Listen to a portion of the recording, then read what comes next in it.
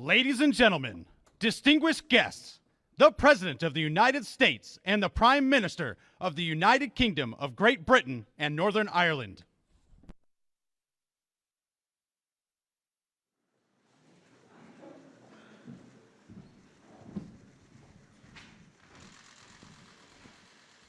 Well, good afternoon.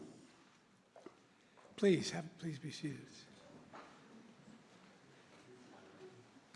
I'd like to start with the permission of my British friends to just say a few words about the wildfires in Canada and the quality of the air here in the East Coast. It's blanketed the communities in the East Coast and the smoke this past few days.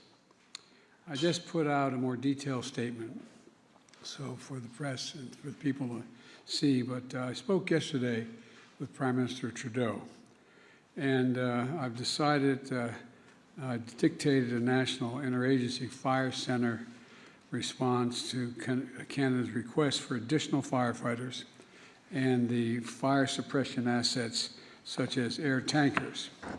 We already have 600 American firefighters on the ground and been there for a while in Canada, including hotshots and the smoke jumper crews.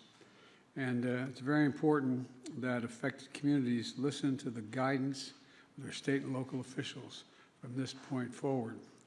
To keep up to date on the air quality in real time, go to the app that we provided. It's called airnow.gov,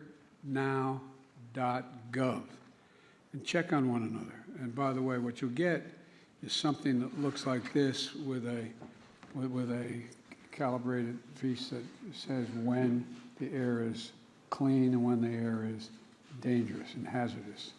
And it dictates what to tell you the air quality in the neighborhood. Now, it's my honor to welcome Prime Minister Sunak to the White House. Rishi, you're probably tired of meeting. We met in March in San Diego to discuss AUKUS and with Prime Minister of Australia. In April, we were there for the 25th anniversary of the Good Friday Agreement in Belfast. We met and discussed again today the need to get the Stormont Institution in Northern Ireland up and running. Last month, together with our G7 partners in Hiroshima, we drove progress in everything from our shared support for the brave people of Ukraine to the common principles of engaging with China. Today in Washington, we have had important and positive discussions to deepen our bilateral economic relationship and expand our cooperation to shape the challenges and future for this remainder of this century. It's a testament to the depth, breadth, and I would argue the intensity of our cooperation and coordination, which has existed, continues to exist between the United Kingdom and the United States. There's no issue of global of importance, none, that where our nations are not leading together and where we're not sharing our common values to make things better. In our conversations today, we continue to build on all that we've achieved over these past months. We discussed how we can continue to adapt and upgrade our partnership to ensure our countries remain at the cutting edge of a rapidly changing world. Our economic partnership is an enormous strength and source of strength that anchors everything that we do together. We want to harness that power to make sure we're creating good jobs and supporting working-class families in both our countries, and that growth is shared broadly and no one gets left behind. So today, we're releasing a new plan to equip our economic partnership for the 21st century. It outlines how we can enhance our cooperation to accelerate the clean energy transition that must take place and is taking place, lead the development of emerging technologies that are going to shape so much of our future, and protect technologies critical to our national security. And a key piece of that is working together to strengthen our critical mineral supply chains and to make them more resilient so we're not dependent on any one country to meet our goals.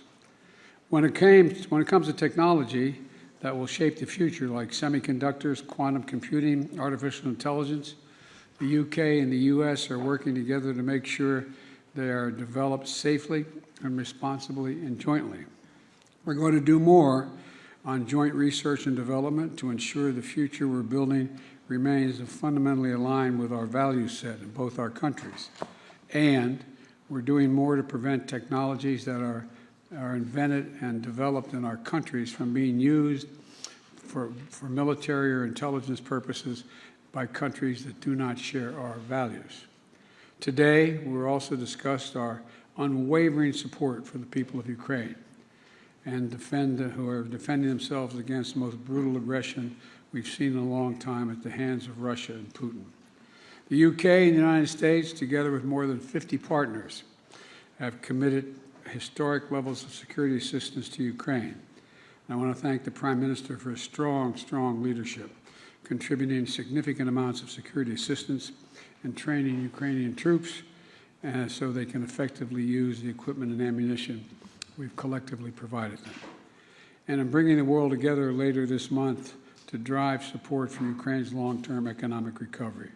You're doing a great deal. So, Mr. Prime Minister, thank you for making the journey to Washington.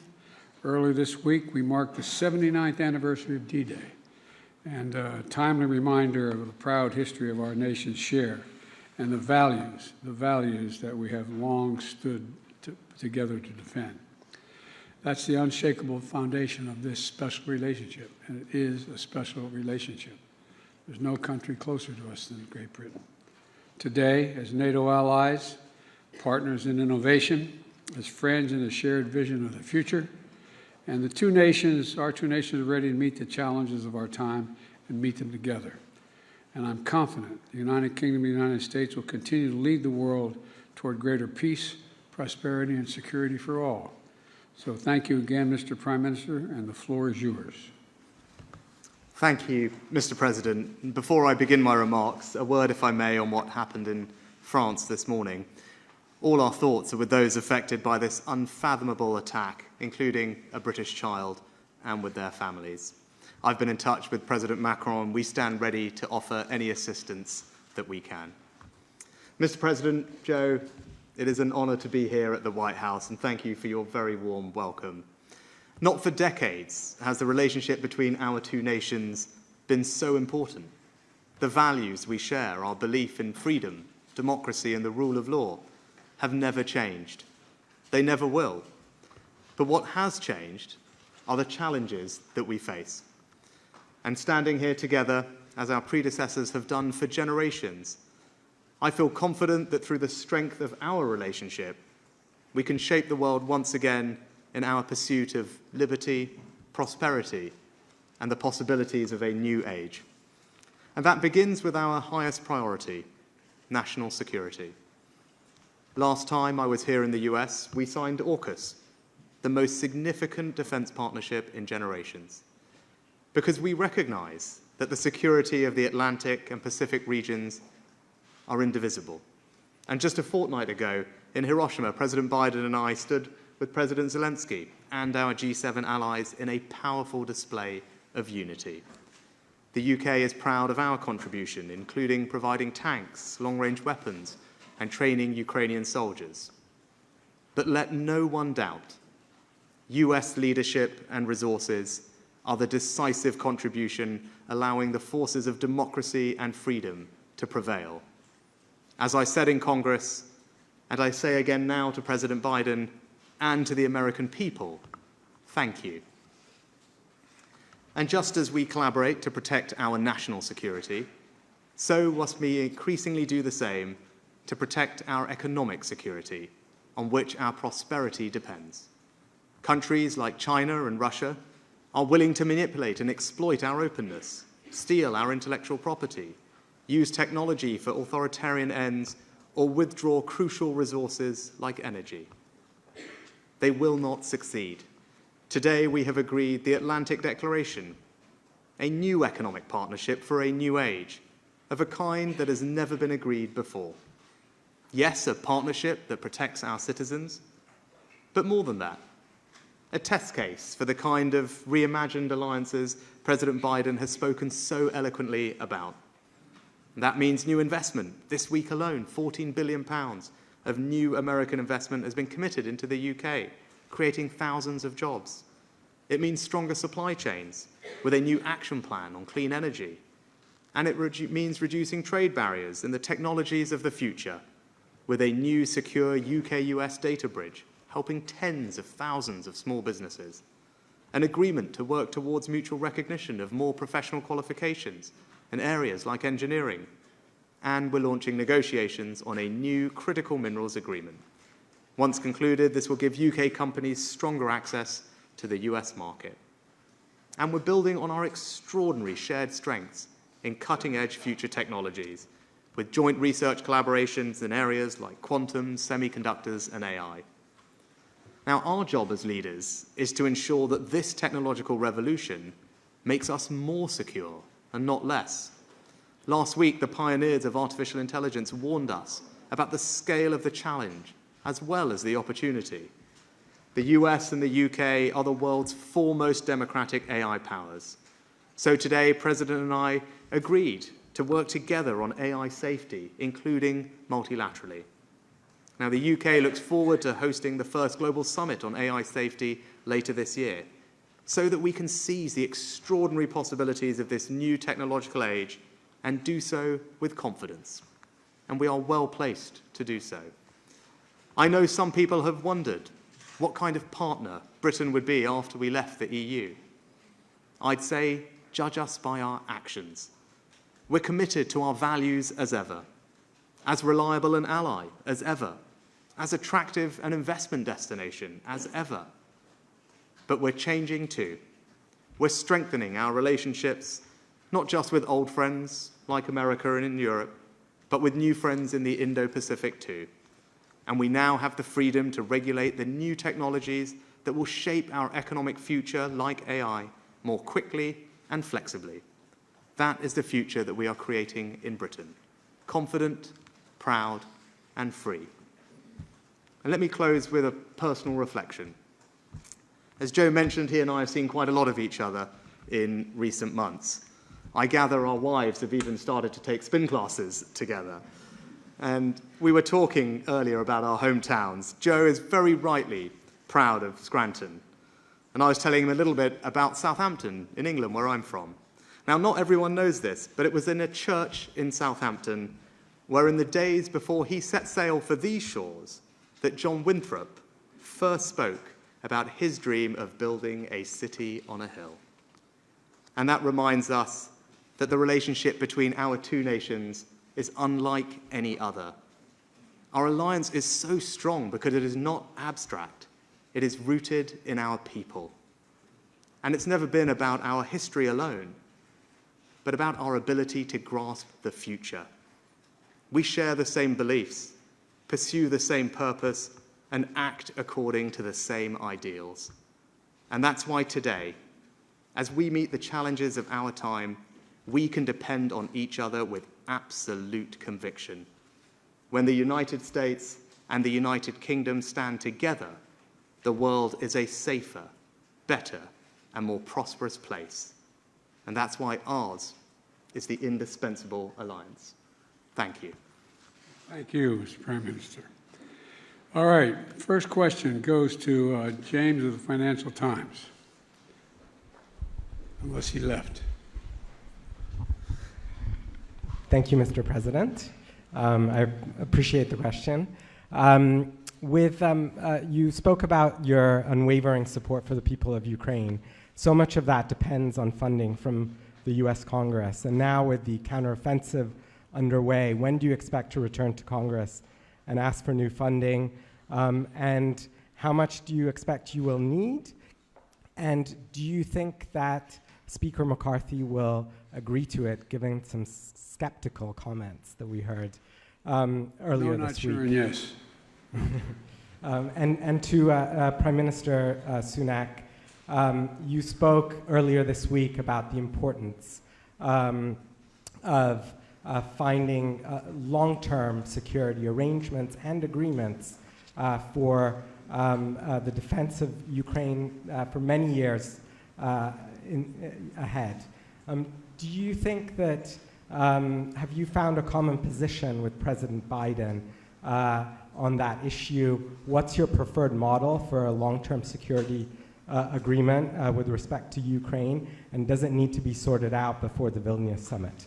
Thank you.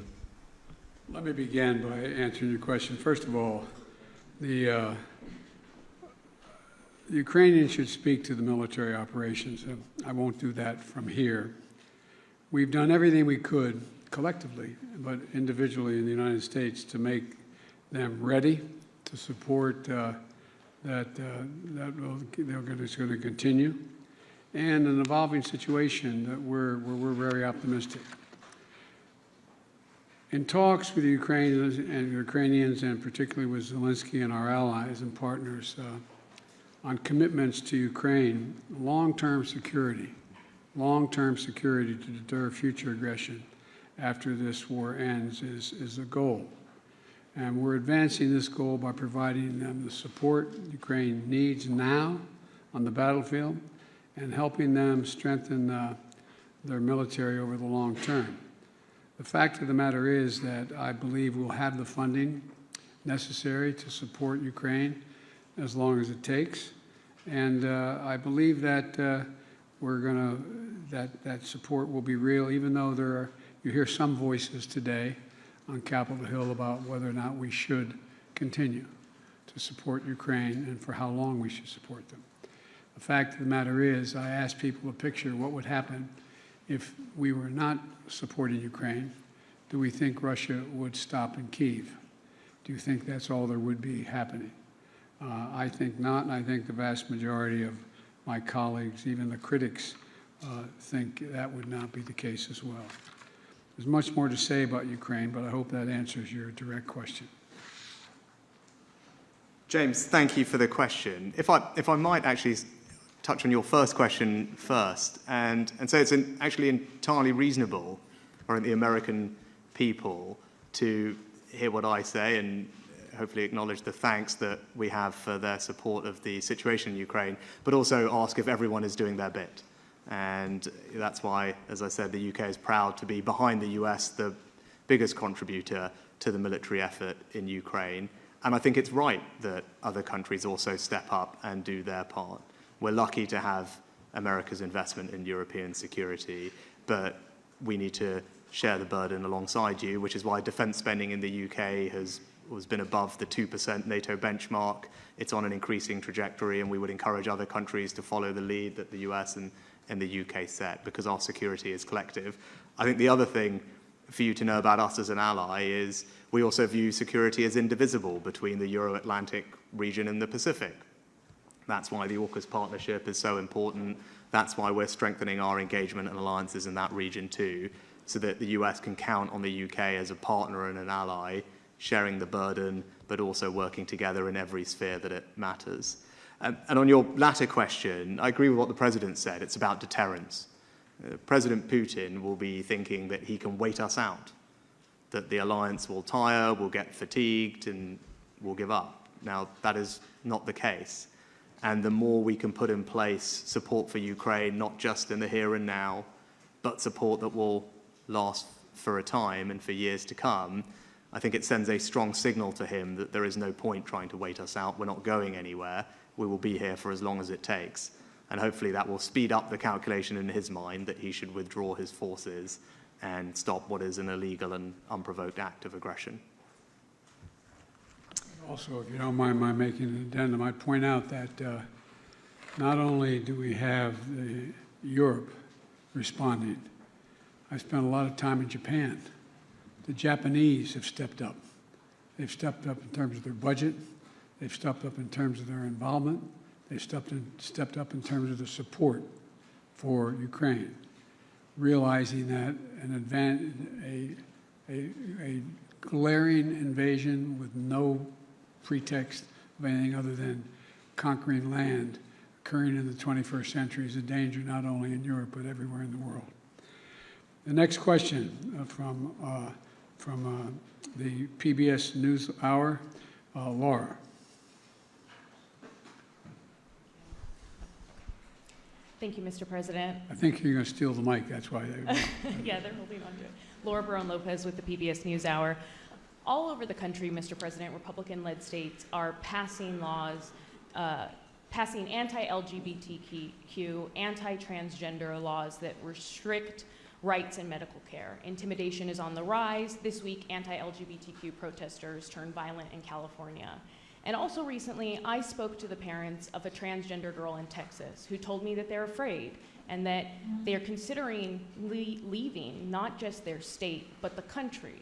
Sir, why do you think this is happening? And what do you say to parents like the ones that I spoke to those families who are contemplating leaving the country because they don't feel safe anymore? And then Prime Minister Sunak, thank you. You mentioned that AI has been a key part of your visit. What are the US and the UK, what is the UK doing with the US to protect elections and democracy from AI-generated disinformation campaigns waged at scale by foreign actors? And you also mentioned the warning letters sent by AI leaders about the potential threat that this technology, if misused, can pose to humanity.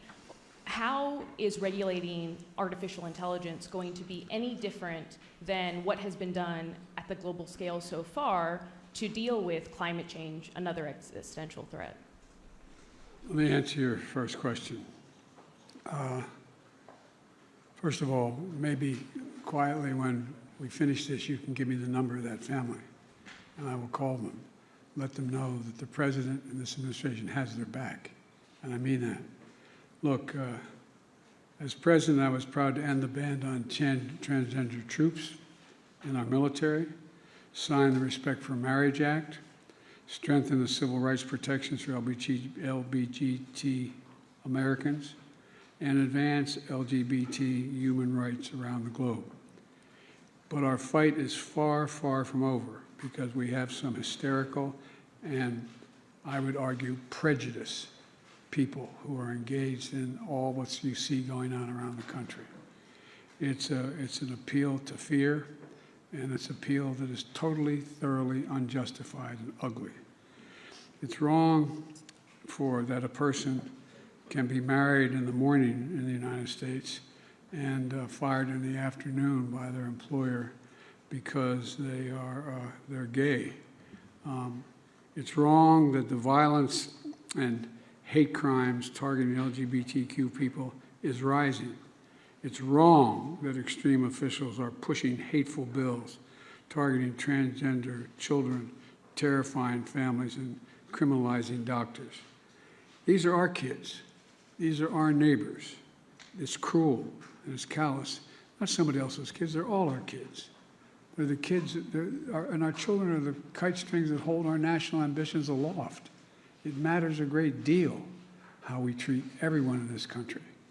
And the fact is that I'm announcing today a series of new initiatives that we're taking to protect the LGBT community. I was going to do this at the 4 out on the South Lawn. We're having Pride Day, but we're going to have to postpone it because of the climate, because of the weather and the pollution out there, because of the fires. But number one, we're going to strengthen the physical safety. Dedicated resources to federal coordination of better protect Pride celebrations, marches, community centers, healthcare providers, and small businesses. Secondly, we're addressing the civil rights violations. A new coordinator to protect LGBT students from book bans, which make it harder for kids to learn and may violate their civil rights at the same time. We're also engaging in mental health and other supports, more mental health resources, and funding to help families support their kids, new efforts to protect LGBTQ kids in foster care, and steps to end the absolute end of LGBTQ homelessness. Congress has to pass, and I'm not giving up on this, just like they told me we couldn't get the Marriage Act passed. Congress must pass the Equality Act and send it to my desk. LGBTQ Americans, especially children, you're loved, you're heard, and this administration has your back, and I mean it. We are not relenting one single second to make sure that they're protected. Laura, on your question, it's clear that AI can bring incredible and will bring incredible benefits to society, our economies, to all of us. And actually one of your leading venture capitalists just published an essay on this, which made the point very eloquently yesterday. I think it's also clear, though, that it does pose very real risks that we as leaders need to be cognizant of and put in place the guardrails to mitigate against. Actually, President Biden and I had a very good conversation on this just a couple of weeks ago in Japan in one of our sessions in Hiroshima. And we are aligned in wanting to discuss with other countries what those guardrails should be. I think here in the US, you've convened all the companies together recently. We've done the same in Downing Street just a couple of weeks ago. And I think there are a series of measures that we can implement, working cooperatively, as we have been discussing, that will ensure that we can enjoy the benefits of this technology whilst mitigating against their risks. And that's what our citizens would expect. And you talk about climate change, we come together at COP to work multilaterally across multiple countries to bring down carbon emissions, to get funding to the countries that need it, to share research on how we can develop the green technologies of the future. Indeed, that's part of our conversations and agreement today.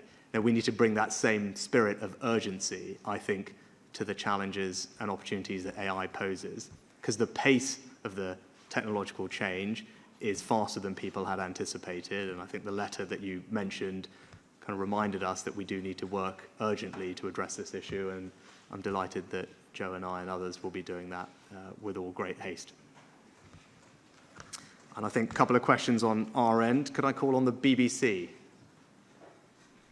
Thank you. Chris Mason from BBC News. Prime Minister, your aim as a Conservative Party at the last general election was a full free trade deal with America. Isn't the simple truth of what's been announced today an acknowledgement of a failure to do that? And to the President, why won't you do a full trade agreement with the UK? Thank you. Thanks. So if you look at what we've announced today, what it does is respond to the particular opportunities and challenges that we face right now and into the future. And it asks the question, what do we need to do working together that can bring most benefit to our citizens as quickly as possible? And our agreement does that. It's a first-of-a-kind agreement that's ambitious in what it seeks to achieve.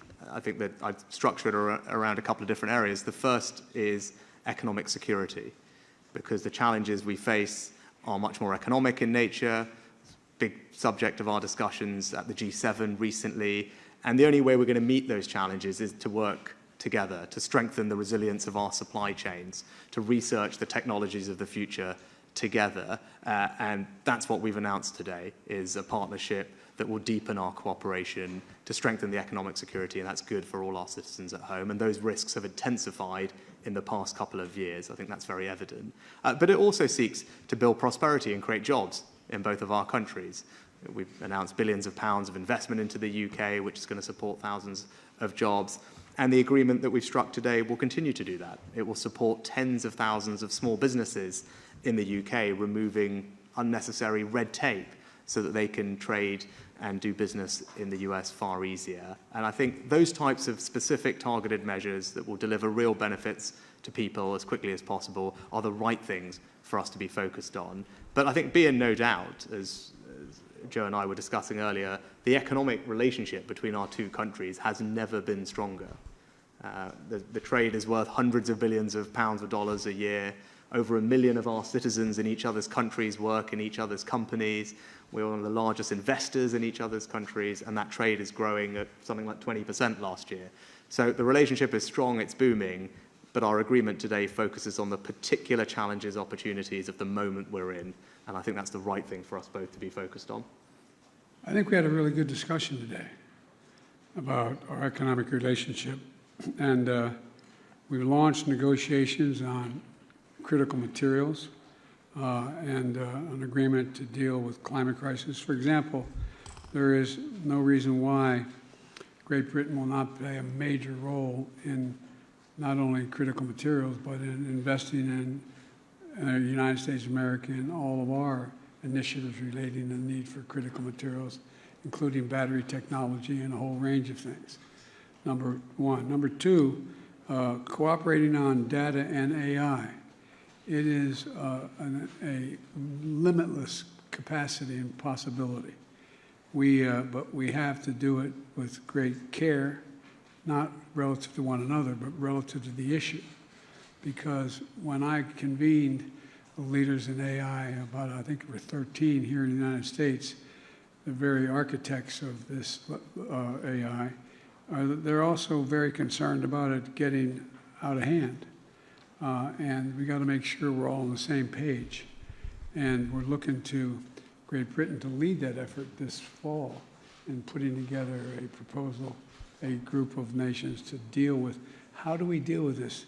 It not only has the potential to cure cancer and many other things that are just beyond our comprehension, but it has the potential to do great damage if it's not controlled. And so we're looking for, I'll overstate it, we're looking for watermarks on everything that has to do with produced by AI, so we know from whence it comes. But there's a lot we have to do. We're also addressing the national security risk posed by certain types of outbound investments. I had a discussion with Xi Jinping in China. Why was I not transferring certain technological capabilities? And I said very simply, because you're using them for weapons of mass destruction and intelligence intervention. And I said, if we could work out something on that, we'd have a very different relationship. So what we're trying to do is figure out how together we can make sure that we have the, let me back up and say it this way. I don't think ever in the history of human endeavor has there been as fundamental potential technological change as is presented by artificial intelligence. It is staggering. It is staggering. You have some of these leaders in the industry talking about how they're concerned whether the machine will be able to begin to think for itself, not need to be programmed. I mean, it's just, I know it sounds like science fiction, but it is close to science fiction, some of the things. It has enormous potential. And we're looking to Great Britain to help lead that effort to figure out a way through this. So we're in full, total cooperation. Because there's no country we have greater faith in being able to negotiate this, not negotiate with individuals, negotiate our way through this, than the Prime Minister. And so we're in lockstep. Last question. Thank you. Last question is the Times. Thank you. Chris Smythe from the Times. Prime Minister, you've made clear your support for free trade, but is today's agreement essentially a recognition that in light of COVID, the growing threat of China and Russia's invasion of Ukraine, that the era of unfettered globalization is over? And if so, the US has made clear that it thinks that requires a much more interventionist industrial policy to respond to that. Why do you think that approach is wrong for the UK? And Mr. President, what do you say to those abroad who say that your new Washington consensus is simply a fancier way of saying America first? And in light of the warm words just now about UK-US defence collaboration, particularly in Ukraine, do you think it's time for the first British NATO Secretary-General in 2 decades? What's the last part of your question? I'm sorry? Is it time for a British NATO Secretary-General? Maybe. That remains to be seen. We're going to have to get a consensus within NATO to see that happen. They have a candidate who's a very qualified individual, but we're going to have we have a lot of discussion, not between us, but in NATO, to determine what the outcome of that will be. And with regard to the first part of your question you wanted me to respond to?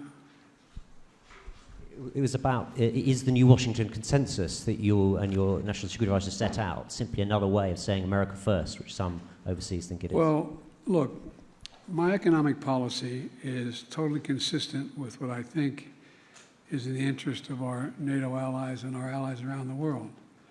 One of the things that I decided to do, and I find that the Wall Street Journal, and I'm sure there's someone here from the Wall Street Journal and other publications that are talking about Bidenomics. I didn't realize it was, I had Bidenomics going, but the bottom line was this, that the fundamental change is taking place in terms of international trade. Nobody in, at least very few people in the United States, and I suspect around the world, knew what a supply chain meant, what they were talking about, a supply chain. When we found out during the pandemic that the reason why we couldn't build automobiles was because the outfit that we got our semiconductors from in Southeast Asia had shut down because of pandemic. We realized that I decided that no longer would we rely on one center of support for any of the things that are needed for our economic growth. And I made it clear to all our NATO allies and our partners as well that although we were going to generate for example, an AI capacity here, a semiconductor capacity here in the United States, attracting literally several $100 billion in investment, that was available to all of our allies, all of our friends, and they're investing as we are, and benefiting in a similar way. The bottom line here for me is that I think that the world is changing in a way that globalization is still real, but the measure of what we used to call in the United States trickle-down economics, where if the trickle-down economics resulted in both in Democratic and Republican administrations for generations, in making sure we found the cheapest labor in the world, sent the product to the work to that neighbor or those neighbors who have the cheapest labor, and they send back their products. Well, I'm not doing that anymore. We're going to make sure that we, in fact, have a flip of that. We're sending capacity here in the United States. We're attracting capacity to build here in the United States and send product overseas, not the reverse. And I know it sounds simplistic, but it's working so far. And it's not going to hurt any of our allies or friends in terms of the trade piece of this. Matter of fact, I'm finding they're benefiting from it as well because they're engaging in it with us. And at home, they're doing similar things.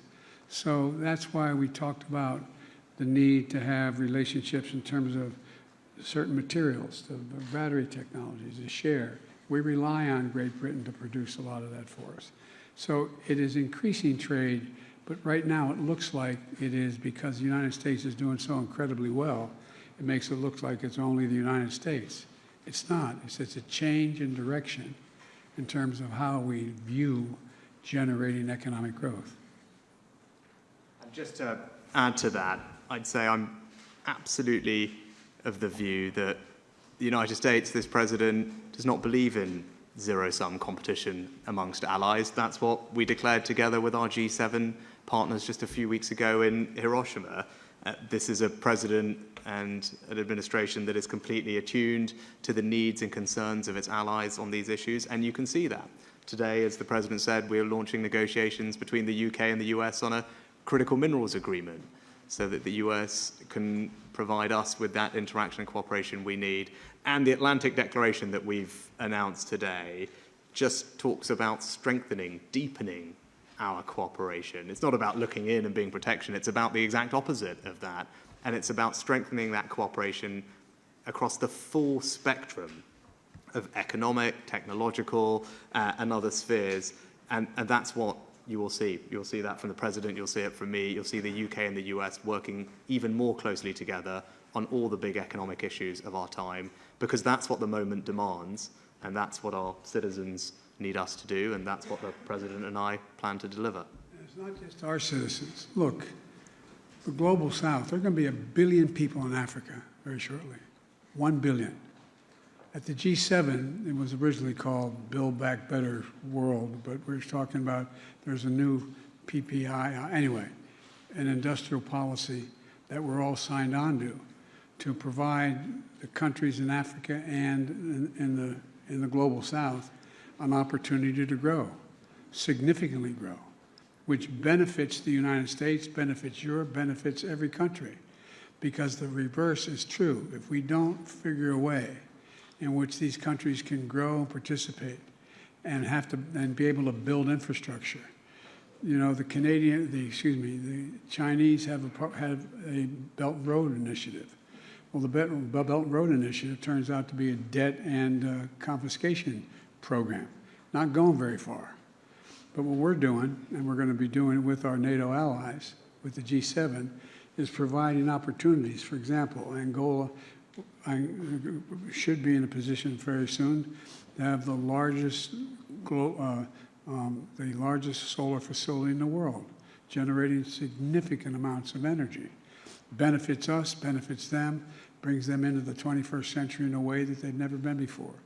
We're talking about building, and I have my team putting together with other countries as well, to build a railroad from the Pacific Ocean, from the Atlantic Ocean, all the way to the Indian Ocean. Never occurred before. How our departments of agriculture are working with these countries. So there's a significant amount of cooperation, not to hoard capacity, but to expand capacity, to further expand opportunity, because we all benefit from it. And one thing I've learned is that we are not going to be able to deal with the global warming, which is the most consequential threat to humanity, if we don't do it, unless we engage more together, not fewer, not less together. And so the United States will do what it can do well and invite all of our partners to be part of it if we can. Thank you.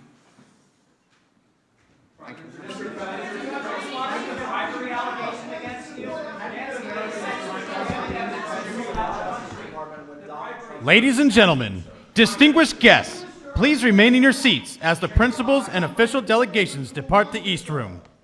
I'm supposed to walk off the stage now. But wait. Bribery allegation. Congresswoman Nancy Mace says there's damning evidence in that FBI file that you sold out the country. Do you have a response to the congressional Republicans? Where's the money? I'm joking. Mr. President, It's a bunch of malarkey.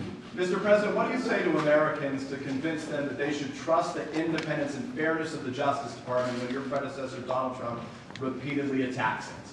Because you notice, I have never once, not one single time, suggested to the Justice Department what they should do or not do relative to bringing a charge or not bringing a charge. I'm honest.